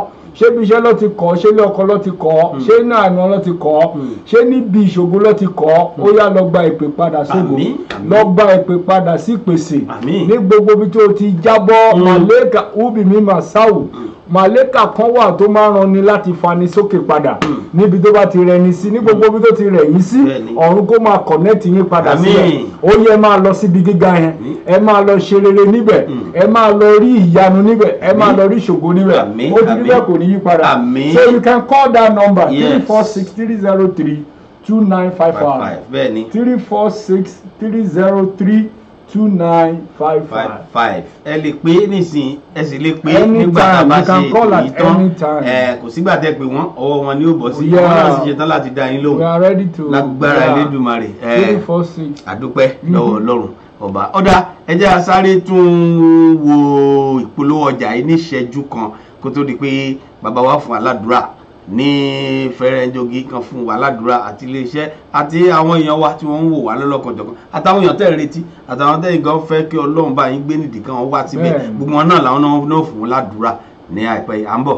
Olùkórè tún dé o ẹ jẹ́ àjọ kí i káàbọ̀ ó yá o ká lọ forí kó ire ayọ̀ àti ìbùkún. Jehovah o ìbúwa rẹ̀ lọ́jọ́ ìbùkún máa dá. Níbi àjọ̀dún ìkórè àti ìsìn ọpẹ́ tọdún yìí Harvest of Providence 2019 àjọ̀dún ìkórè ẹlẹ́ẹ̀kẹfà irú rẹ̀ nínú ìjọ Celestial Church of Christ ìjọ mímọ́ ti Kristi láti ọ̀run wá El Shaddai Parish House of Grace tó wà ní 7823 Highway 6 South Houston Texas zip code 77083 ọjọ́ Monday 11 November làjọ̀dún ìkórè yìí máa bẹ̀rẹ̀ pẹ̀lú ìsọjí alágbára ńlá láago 6 ìrọ̀lẹ́ Tuesday 12 November ní prophetic hour administration látàgò 10 òwúrọ̀ di aago 6 ìrọ̀lẹ́ ìsọjí alágbára ńlá yóò tẹ̀síwájú tẹ̀síwájú lọ́jọ́ Wednesday 13 àti Thursday 14th November láago 6 ìrọ̀lẹ́ ojoojúmọ́. Friday 15th November ní ìṣòro alágbára ńlá látago 10 alẹ́ mọ́júmọ́ kedere níbi tí àwọn ògbóǹtarìgì òjíṣẹ́ Ọlọ́run alààyè mẹ́ta ọ̀tọ̀ọ̀tọ̀ yóò ti máa fi agbára ìpè tú ìdè já ìdè. Superior Evangelist Mike Apẹtujẹ, Pastor Olú Jacob àti Prophet Adéhùnmí Afọlábí Ọbaàrà. Ọjọ́ Saturday 16th November ní ìpalẹ̀mọ́ àjọ̀dún ìkórè látago 10 òwúrọ̀ títí dalẹ́. Ọjọ́ Sunday 17th November gangan lọ́jọ́ àṣekágbá pẹ̀lú ìsìn ìkórè àti ìdúpẹ́ bẹ̀rẹ̀ láago 10 òwúrọ̀. Olùṣọ́ àgùntàn ìjọ Superior Evangelist Tèmítọ́pẹ́ Akíntádé ni ó máa gba gbogbo èèyàn lálejò. Sami Jerry aláṣẹ àti Prophet Sunday Ajayi PSA láti Chicago ni ó máa fi orin ẹ̀mí yin ọba àwọn ọba dá gbogbo àwọn èèyàn lára yá. Níbi àjọ̀dún ìkórè tọdún yìí Olúwa fẹ́ dábìrà, ó fẹ́ da ọ̀pọ̀lọpọ̀ ìbùkún sílẹ̀ fún àwọn èèyàn. Fún àdúrà ẹ pè 346-400-8414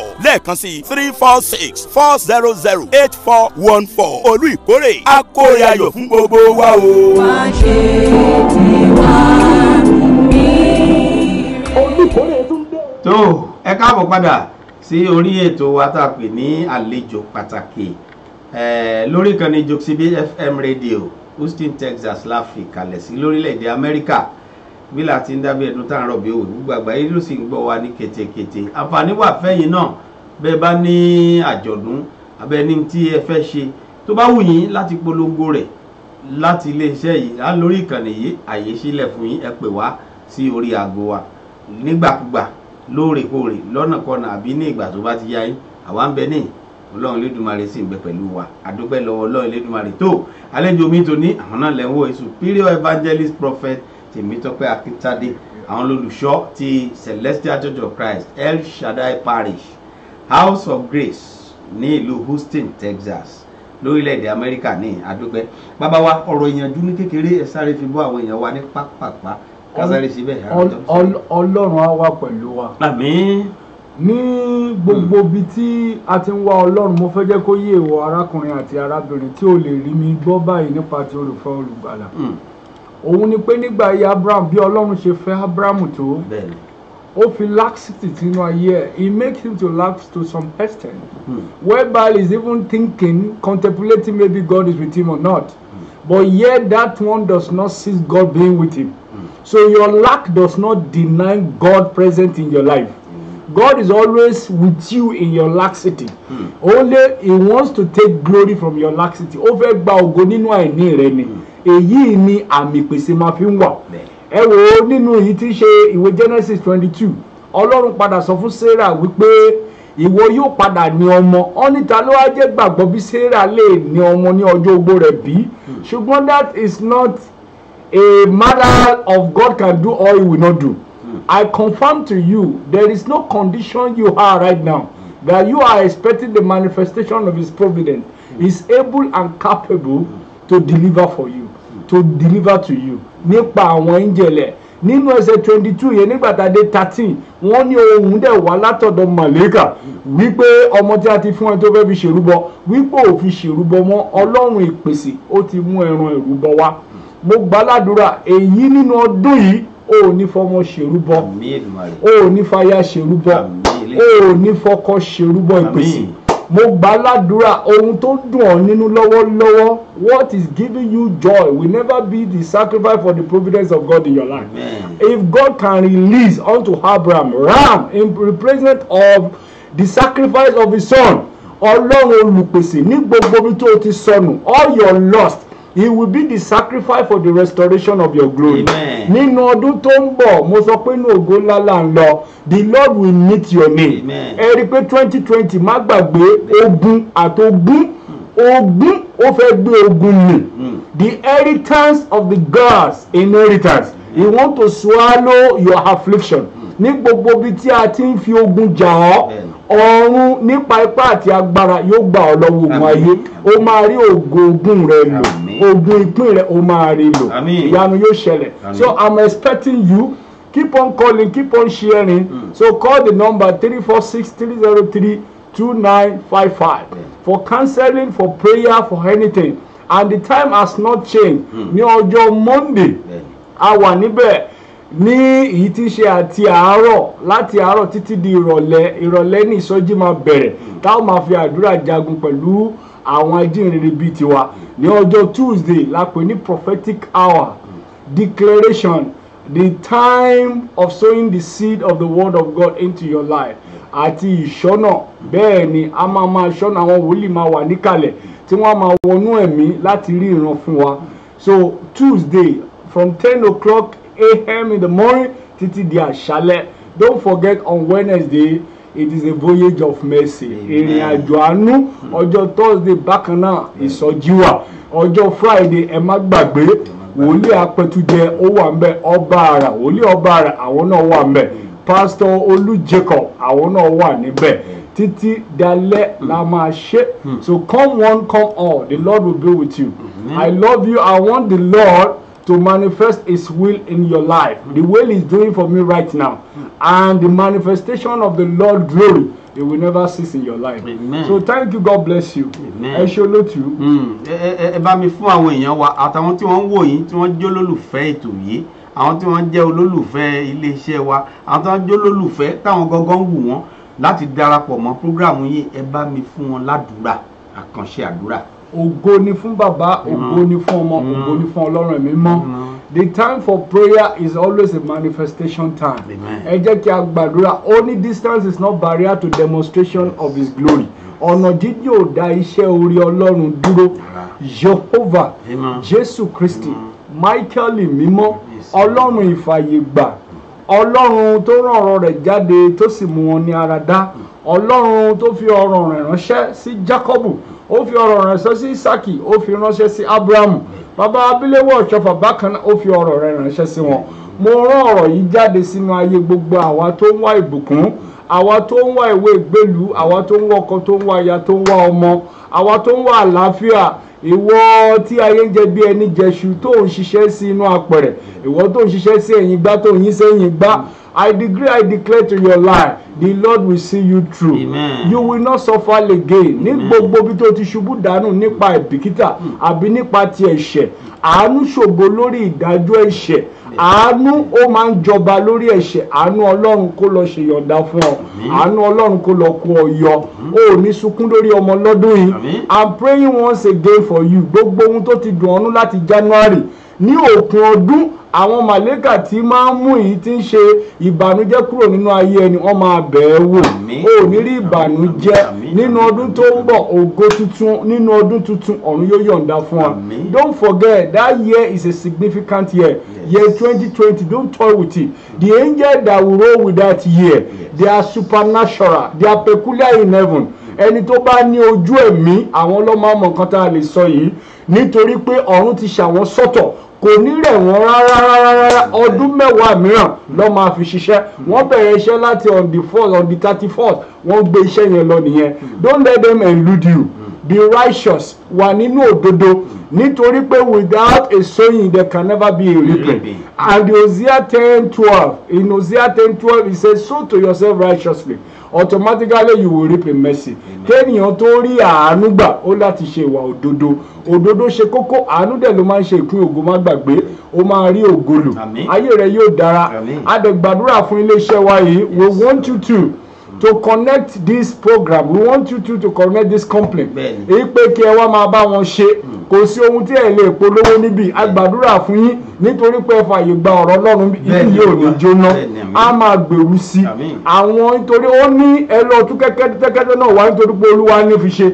Wọ́n ní ìran ẹni tó ní kẹ́tẹ́kẹ́tẹ́ yẹn, wọ́n ní wọn kò gbàgbé wọn nínú ayé. Títí dìsìn ọjọ́ mìíràn la máa sọ sítórì àwọn tí wọ́n yàn tó ní kẹ́tẹ́kẹ́tẹ́ yẹn. Mo gbàládùra nítorí pé ẹ fún wa láyè láti polongo ọ̀rọ̀ ìpèsè Ọlọ́run. Ẹ níṣẹ́ aláìní ohun tó dára. Iléeṣẹ́ yìí á máa gbèrú sí i. Á wà ní gbogbo àgbáyé, ní London, ní Canada, ní gbogbo ibi tó ti yẹ kó wà. Wọ́n máa gbọ́ gbogbo wa. Ẹ ṣé púpọ̀, God bless you. It is well with your soul. It is well with your business. It is well with your expectation. Ìwọ tó ń wá ìwé ìgbélú ẹ̀mí yẹn mú wá. Wípé ìwọ tó ń wá ìwé ìgbélú lọ gba ìwé ìgbélú ẹ̀. Gbogbo immigration láyé rẹ̀, ìpín ògo ó máa gbógun ayé rẹ̀ mi. Ní gbogbo ibi tí wọ́n ti ń ní ẹ lára, ẹni tí ọjọ́ ń lò àbẹ́ni tó ń lò ẹ ní gbogbo ibi tó ti ń ní ẹ lára, ọ̀hún yóò fọdọ̀ fàyè gbà lọ́dọ̀ wọn. Wàá rójú rere. Bí èmi bá ń ṣe wòlíì Ọlọ́run ní tòótọ́, ó ti lọ rójú rere. Ògo ni fún Jésù lókè ọ̀run. Àṣẹ ti bàbá, tí ọmọ tiẹ̀ mímọ́. Ọlọ́run tó ní àṣẹ ayé, ìrẹ́ tí òun fi òjò tu ilẹ̀ ní ara fi ọ̀rọ̀ yìí fi tu àwọn èèyàn yìí nínú fi tu wọn lára jẹ́ kó dára fún wọn jẹ́ kó ṣeéṣe fún wọn oore ọ̀fẹ́ rẹ la béèrè nínú ilé oore ọ̀fẹ́ èyí tí ń ṣe ọmọ rẹ tí o yà sọ́tọ̀ nínú ilé oore ọ̀fẹ́ àṣẹ oore ọ̀fẹ́ jẹ́ kó máa lọ bá wọn ó ṣe pé o ti gbọ́ tiwa is well with you peace be unto you ògo ni fún Jésù lókè ọ̀run ògo ni fún ìjọ rẹ̀ ògo ni fún iléeṣẹ́ yìí ògo ni fún gbogbo àgbáyé ògo rẹ̀ kó sì máa kárí gbogbo wa láti òní àti títí láíláí àmín àmín àmín lórúkọ Jésù. ẹ ṣe olóòtú hallelujah méje hallelujah hallelujah hallelujah hallelujah hallelujah hallelujah hallelujah is well. Ẹ ṣeun alàgbà inú wa dùn ara wa sì yá yẹn sáré náà ìsáfẹ́fẹ́ èèyàn wa à ń bọ̀. Olùkórè tún dé o ẹ jẹ́ àjọ kí i káàbọ̀ ó yá o ká lọ forí kó ire ayọ̀ àti ìbùkún. Jèhófà ó ìbùkún rẹ̀ lọ́jọ́ ìbùkún máa dá. Níbi àjọ̀dún ìkórè àti ìsìn ọpẹ́ tọdún yìí Harvest of Providence 2019 àjọ̀dún ìkórè ẹlẹ́ẹ̀kẹfà irú rẹ̀ nínú ìjọ Celestial Church of Christ ìjọ mímọ́ ti Kristi láti ọ̀run wá El Shaddai Parish House of Grace tó wà ní 7823 Highway 6 South Houston Texas zip code 77083 ọjọ́ Monday 11 November làjọ̀dún ìkórè yìí máa bẹ̀rẹ̀ pẹ̀lú ìsọjí alágbára ńlá láago 6 ìrọ̀lẹ́ Tuesday 12 November ní prophetic hour administration látàgò 10 òwúrọ̀ di aago 6 ìrọ̀lẹ́ ìsọjí alágbára ńlá yóò tẹ̀síwájú lọ́jọ́ Wednesday 13 àti Thursday 14 November láago 6 ìrọ̀lẹ́ ojoojúmọ́ Friday 15 November ní ìṣòro alágbára ńlá látàgò 10 alẹ́ mọ́júmọ́ kedere níbi tí àwọn ògbóǹtarìgì òjíṣẹ́ Ọlọ́run alààyè mẹ́ta ọ̀tọ̀ọ̀tọ̀ yóò ti máa fi agbára ìpè tú ìdè já ìdè Superior Evangelist Mike Apẹtujẹ Pastor Olú Jacob àti Prophet Adéhùnmí Afọlábí Ọbaàrà ọjọ́ Saturday 16 November ní ìpalẹ̀mọ́ àjọ̀dún ìkórè látàgò 10 òwúrọ̀ títí dalẹ́ ọjọ́ Sunday 17 November gangan lọ́jọ́ àṣekágbá pẹ̀lú ìsìn ìkórè àti ìdúpẹ́ bẹ̀rẹ̀ láago 10 òwúrọ̀ olùṣọ́ àgùntàn ìjọ Superior Evangelist Tèmítọ́pẹ́ Akíntádé ni ó máa gba gbogbo èèyàn lálejò Sami Jerry aláṣẹ àti Prophet Sunday Ajayi PSA láti Chicago ni ó máa fi orin ẹ̀mí yin ọba àwọn ọba dá gbogbo àwọn èèyàn lára yá níbi àjọ̀dún ìkórè tọdún yìí Olúwa fẹ́ dábìrà ó fẹ́ da ọ̀pọ̀lọpọ̀ ìbùkún sílẹ̀ fún àwọn èèyàn fún àdúrà ẹ pè 346-400-8414 lẹ́ẹ̀kan sí 346-400-8414 olú ìkórè akórè ayọ̀ fún gbogbo wa o. Wá ṣe tiwa níre. tó ẹ káàbọ̀ padà sí orí ètò wa tá a pè ní àlejò pàtàkì àlejò wa tòní Superior Evangelist Prophet Tèmítọ́pẹ́ Akíntádé àwọn náà la gbà lálejò láti ìjọ Celestial Church of Christ El Shaddai Parish House of Grace ní Houston Texas lórílẹ̀‐èdè Amẹ́ríkà ní láti ìkànnì Jokesibi FM radio Houston Texas náà làwọn náà wà ní bí la ti ń gbé sí ojú òòrùn yín àti etí gbọ́ yín a sì dúpẹ́ lọ́wọ́ Ọlọ́run Elédùmarè fètò ọ̀hún a dúpẹ́ pa àbẹ̀rẹ̀ láyọ̀ Ọlọ́run mú wa wá sí parí rẹ̀ lálàáfíà ṣùgbọ́n ẹ mọ́ gbàgbé o ẹ ti gbọ́ pé èyí tó ń bọ̀ lọ́nà yìí dẹ̀dẹ̀dẹ̀ ní November 17 ẹ mọ́ gbàgbé November 17 ọjọ́ 17 nínú oṣù kọkànlá yìí ní ìta mú oṣù tá a fẹ́ mú ìní ẹ̀ dákun ọmọ gbàgbé o àjọ̀dún wọn ní ti ọdún yìí kàǹkà ní Harvest of Providence ẹ ti mọ̀ pé ìkórè lọ́pọ̀ yanturu ní àjọ̀dún ìpèsè yanturu ní tọdún yìí ẹ pàdé wọn ní ilé ìjọsìn Celestial Church of Christ El Shaddai Parish House of Grace ní 7823 Highway 6 South ní Houston Texas ní lórílẹ̀‐èdè Amẹ́ríkà zip code 77083 77083 ní àdírẹ́sì wọn lẹ́ẹ̀kan sí 7823 Highway 6 South Houston Texas lórílẹ̀‐èdè Amẹ́ríkà ní ìní o 77083 torí àìbámu ẹni wà Nàìjíríà lè fẹ́ máa dúró pé bóyá o GPS ó pé o débẹ̀ zip code 77083 orílẹ̀-èdè Amẹ́ríkà ní ìní a mọ̀ pé gbogbo àgbáyé ló ń wò wá tí wọ́n sì ń gbọ́ wá báyìí àwọn tá à ń retí fún ìṣọ́ òrùjọ Friday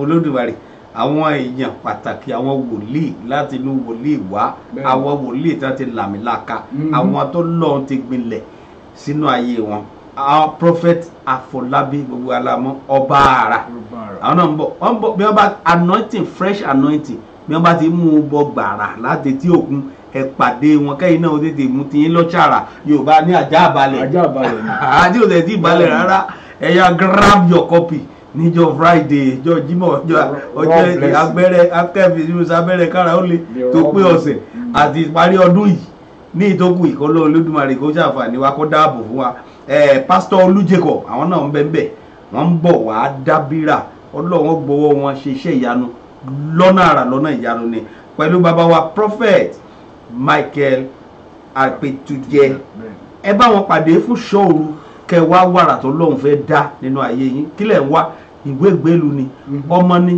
ọkọ ni aya ni iṣẹ́ ni ilé lẹ̀ ń wá ni ó yẹ kẹ́yìn náà nílé lórí ó yẹ kẹ́yìn náà nílé ara yín pàpà kẹ́ ẹ mọ́ fi gbogbo ẹ̀ sanwó fún wa kì í wá ṣagbára kì í ṣe pá bí òṣèré ọ̀fẹ́ ó lẹ gbọ́ yìí ẹ bá wọn pàdé àjọ̀dún ọ̀hún November 17th ni ní 2019 tá a wà yìí ní olú ìjọ yìí CCC El Shaddai Parish House of Grace Houston Texas wọ́n wà ní 7823 Highway 6 South Houston Texas zip code wọn 77083 ni ẹ bá wọn pàdé ẹ darapọ̀ mọ́ wa fájọ̀dún yìí kó lọ́wọ́n Olódùmarè kájọ kórè ayọ̀ ire ìdùnnú ire oríire nínú ayé wa lọ́lọ́kan ọjọ́ tó bá tó ọdún tó ń bọ̀ kàlí wá jẹ́rìí agbára Ọlọ́run Olódùmarè pé èyí tí mo wá ní last year ìjẹ́rìí mi rí agbára Olódùmarè kò wá lọ rẹpẹtẹ àsìkò àti gbáre tí yín mú rèé o àsìkò àti gbá ìpèsè mú rèé o torí Ọlọ́run ti kó wá ní ọ̀pọ̀ yanturu and the year of manifestation is here. Don't wait further. It is now your time. Yes, by the grace of God. To ẹ ṣeun ẹ̀yin èèyàn wa. God bless you.